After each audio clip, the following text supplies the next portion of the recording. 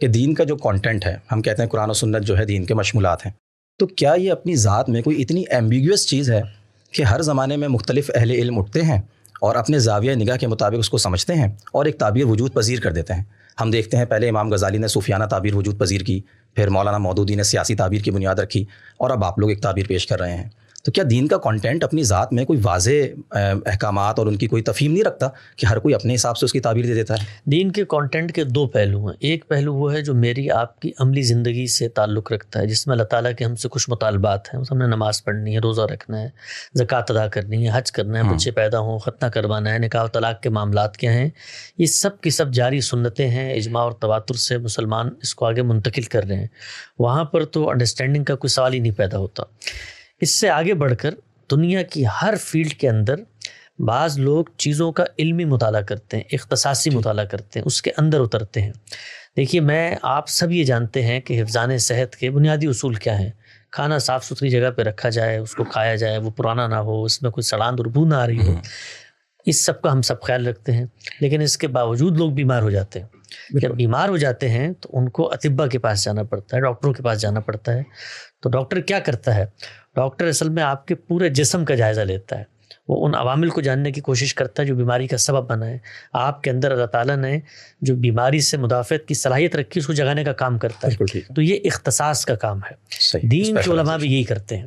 یعنی دین بالکل واضح ہے اپنی ذات کے اندر، اور دین کے عملی احکامات 90% سے زیادہ اعمال میں منتقل ہوئے ہیں. اس میں تو کوئی سوچنے سمجھنے کا بھی کام نہیں. وہ تو آپ دیکھتے ہیں اپنے والد کو نماز پڑھتے ہوئے، وضو کرتے ہوئے، حج کرتے ہوئے، جنازے کے اندر تجہیز و تکفین، وہاں کوئی غور و فکر کا معاملہ نہیں ہے.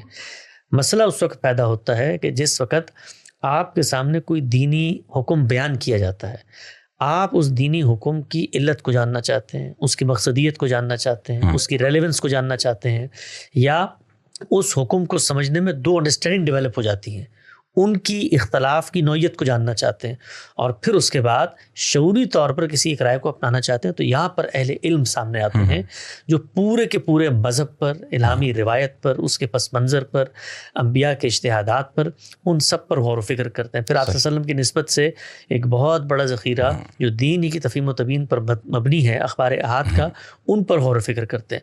اب غور و فکر کرنے کا پہلا ناگزیر تقاضا کیا ہے کہ جن زبانوں کے اندر ہیں ان کا درک ہو، اس پر قدرت ملکہ آپ کو سوچنے سمجھنے کی سکتا. آپ بھی زبان سیکھیں گے.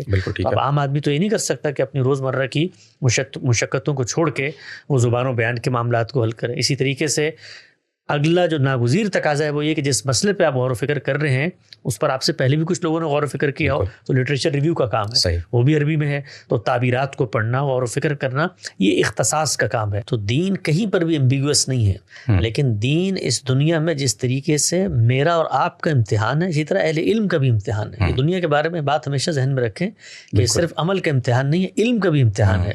تو جو لوگ چیزوں کی بصیرت حاصل کرنا چاہتے ہیں، چیزوں کو مربوط کر کے پیش کرنا چاہتے ہیں، اپنے حالات، واقعات اور زمانے کی ریلیونس سے چیزوں کی مطابقت ثابت کرنا چاہتے ہیں، تو یہ اللہ کی کتاب ان کے لیے علمی غور و فکر کا موضوع ہے.